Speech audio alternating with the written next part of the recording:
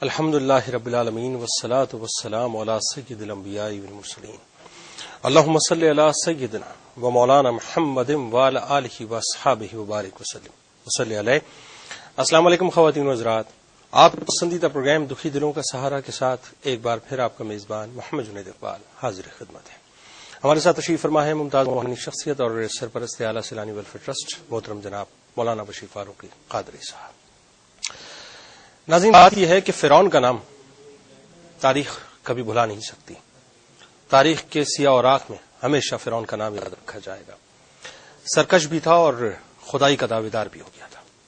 معاملہ کچھ یہ تھا ناظرین کہ اس کی قوم میں جب یوم نیروز آتا تھا، یعنی آتش پرستوں کا جب عید کا دن آتا تھا، تو ایک عام اعلان کر دیا جاتا تھا کہ دریا نیل اس وقت چھاٹے مارتا ہے اور یہ صرف اور صرف فرعون کی وجہ سے ہے، تو آؤ مل کے سب فرعون کو سجدہ کرتے ہیں. یعنی فرعون نے اس بات کو عام کیا ہوا تھا کہ دریائے نیل جب جوش میں آتا تھا تو وہ یہ کہتا تھا کہ یہ میری خدائیت کی وجہ سے ہے، میری طاقت کی وجہ سے ہے، اور تمام کی تمام قوم مل کر اس کی خدمت میں حاضر ہوتی تھی اور اس کو سجدہ کرتی تھی. یعنی وہ اپنی خدائیت کا دعویٰ مکمل طور پہ دریائے نیل کے ذریعے سے منوایا کرتا تھا. اور ایک تاریخ ہے ناظرین دریائے نیل کی، جس پہ اگر میں کلام کروں تو ظاہر ہے مجھے بہت وقت چاہیے، لیکن مختصر یہ ہے کہ دریائے نیل جب جوش مارتا تھا تو فرعون کی پوری قوم آ کر اس کو سجدہ کیا کرتی تھی.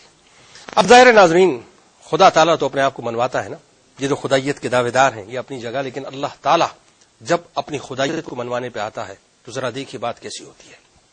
کہ ایک برس ایسا ہوا ناظرین کہ دریائے نیل جوش نہیں مار رہا، پانی آہستہ آہستہ کم ہونا شروع ہو گیا. یہاں تک معاملہ ہو گیا کہ قحط سالی ہو گئی، بھوک اور افلاس کی شکایت ہو گئی، لوگ مرنے لگے. تو قوم کے تمام لوگ فرعون کی خدمت میں آئے اور عرض کرنے لگے کہ ہمارے خدا، اگر تو واقعی خدا ہے اور تیری ہی وجہ سے دریائے نیل جوش مارتا ہے تو ذرا اسے دوبارہ جوش مارتا ہوا کر دے، اس لیے کہ ہمارے جانور بھی مر رہے ہیں، ہم بھی بھوک اور افلاس میں مبتلا ہو چکے ہیں. اب ہماری نگاہ تیری طرف ہے کہ تو کچھ کر اور ہمارا معاملہ سیدھا ہو جائے. فرعون نے کہا فکر نہ کرو، ایسا ہی ہو جائے گا. اور وہ خدائیت کا دعوے دار ناظرین وہاں سے نکلا اور اپنی قوم کو یہ کہہ کے نکلا کہ میرے پیچھے کوئی نہ ہے، اور اپنے ساتھ ایک اون کے سلا و لباس لے گیا اور بالوں کی بنی ہوئی ٹوپی لے گیا. ایک جزیرے میں پہنچنے کے بعد اس نے اس اون کی ٹوپی کو پہنا، اپنے تاج کو اتارا، اپنے شاہی لباس کو اتارا اور اس اون سے سلے ہوئے لباس کو پہنا، اور پہننے کے بعد زمین پر لوٹ پوٹ ہونے لگا. خاک میں لوٹ پوٹ ہوتے ہوئے وہ اللہ تعالیٰ سے دعا کرتا رہا کہ اے میرے مالک و مولا، میں جانتا ہوں کہ تو ہی زمین و آسمان کا اولین بھی ہے اور آخرین بھی ہے، اور بے شک تو ہی معبود ہے. اور میں یہ بھی جانتا ہوں کہ مجھ پر بدبختی غالب آ گئی ہے اور میں تیری نافرمانی میں بہت حد تک آگے بڑھ چکا ہوں. اور میں یہ بھی جانتا ہوں کہ تو میرا معبود ہے اور میں تیرا بندہ ہوں. اور میں یہ بھی جانتا ہوں مالک کہ تو نے میرے معاملے میں جو فیصلہ فرما دیا ہے وہ فیصلہ فرما دیا ہے. اب میں اس سے پیچھے ہٹ نہیں سکتا. تو اس سے صرف اتنی استدعا ہے کہ تو میرا مالک و مولا ہے، میری قوم کے سامنے مجھے رسوا مت کر، مجھے ذلیل مت کر، اور میری قوم نے جو دریائے نیل کے بارے میں مجھ سے درخواست کی ہے مجھے ان کے سامنے سرخرو کر دے. ابھی ناظرین فرعون کی یہ بات پوری نہیں ہوئی تھی کہ اللہ تعالیٰ نے اس کی لاج رکھی اور دریائے نیل کو دوبارہ جاری فرمانے کا حکم دے دیا، اور دریائے نیل جوش مارتا ہوا دوبارہ قوم کے سامنے آ گیا.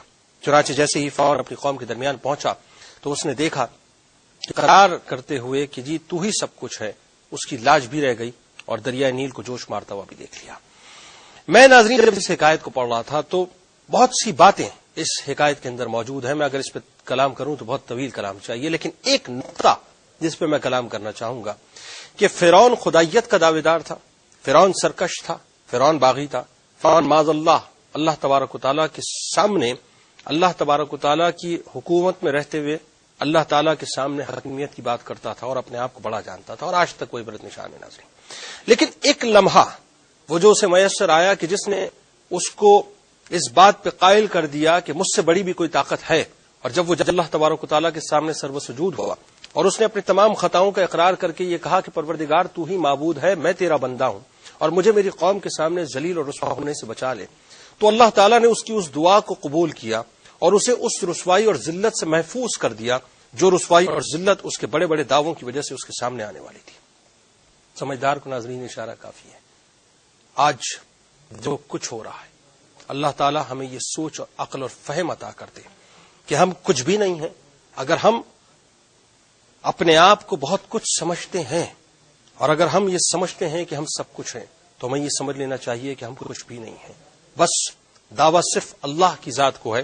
لیکن اس کے باوجود ایک جملہ عرض کروں گا کہ تمام تر گناہوں اور تمام تر خطاؤں کے بعد ناظرین اگر ہم اللہ کی بارگاہ میں حاضر ہو جائیں اور اللہ تعالیٰ سے طلب کریں تو بے شک اللہ تعالیٰ ہمیں ہمارے لیے بھی عطا کرے گا اور ہمارے ذریعے سے بہت سے لوگوں کے لیے بھی عطا کرے گا.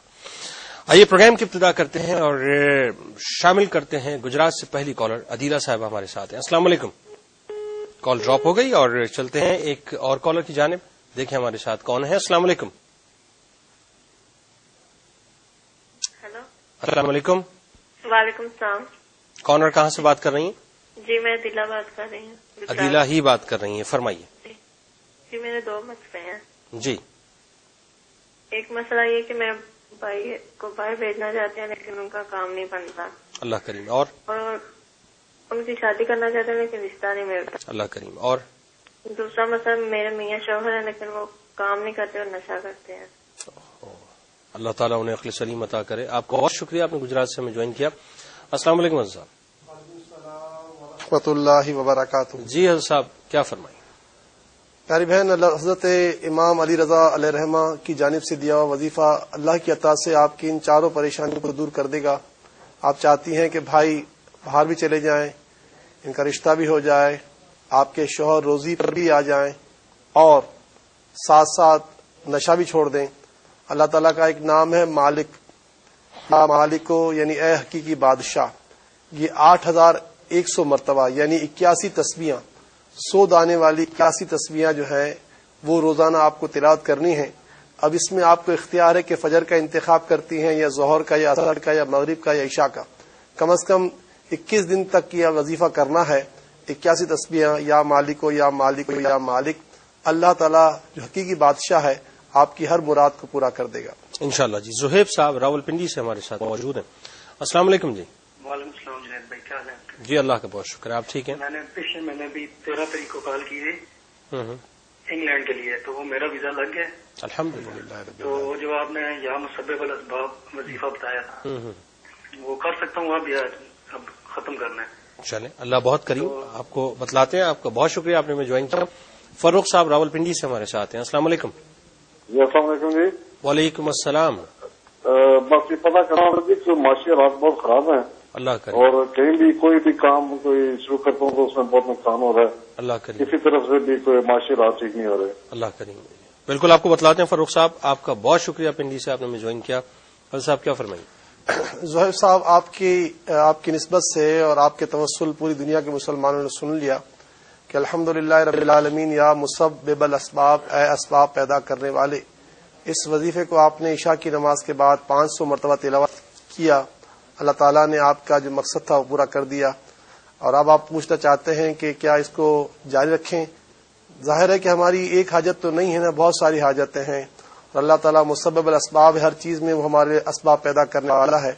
برطانیہ آپ جائیں گے تو وہاں بھی تو آپ کی بہت ساری تمنائیں ہوں گی کہ اچھا مکان مل جائے، اچھی ملازمت مل جائے، اچھا مطلب کے ماحول مل جائے.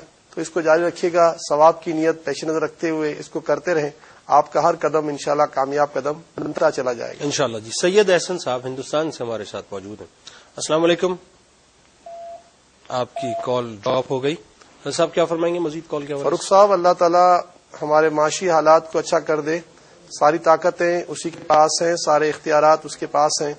مصطفیٰ جان رحمت صلی اللہ تعالی علیہ وآلہ وسلم کے فرمان کا خلاصہ ہے کہ استغفار ہر مشکل سے نکلنے کا راستہ ہے. یعنی بندہ اللہ سے توبہ کرے، گناہوں سے معافی مانگے، ہر شخص اپنے آپ کو گناہ گار سمجھے اور اللہ کی بارگاہ میں روئے. کوئی دن ہمارا ایسا گزرنا نہیں چاہیے محترم کہ ہماری آنکھوں میں حقیقی معنوں میں آنسو کے قطرے نہ آئیں. ہم روز روئیں اللہ کی بارگاہ میں، روز آنسو بہائیں. قرآن پاک سے بڑھ کر کوئی چیز ایسی نہیں ہے جس پر جو ہے مطلب یعنی کہ اتنا بڑا یعنی کہ جو ہے آدمی کا یقین ہو. قرآن و سنت سب سے بڑی حیثیت رکھتے ہیں. قرآن پاک میں اللہ تعالیٰ نے اس بات کا یقین دلا دیا ہے کہ میرے جو بندے مجھ سے سچی توبہ کریں گے میں انہیں رزق عطا فرماؤں گا. تو بس اپنے آپ کو رونے والوں میں شامل فرمائیں، آنسو بہانے والوں میں شامل فرمائیں. آپ کا ہر قدم کامیاب قدم بنے گا. ہر نماز کے بعد 60 مرتبہ استغفر اللہ ربی واتوب الیہ، استغفر اللہ ربی واتوب الیہ. اے میرے مالک میرے گناہوں کو معاف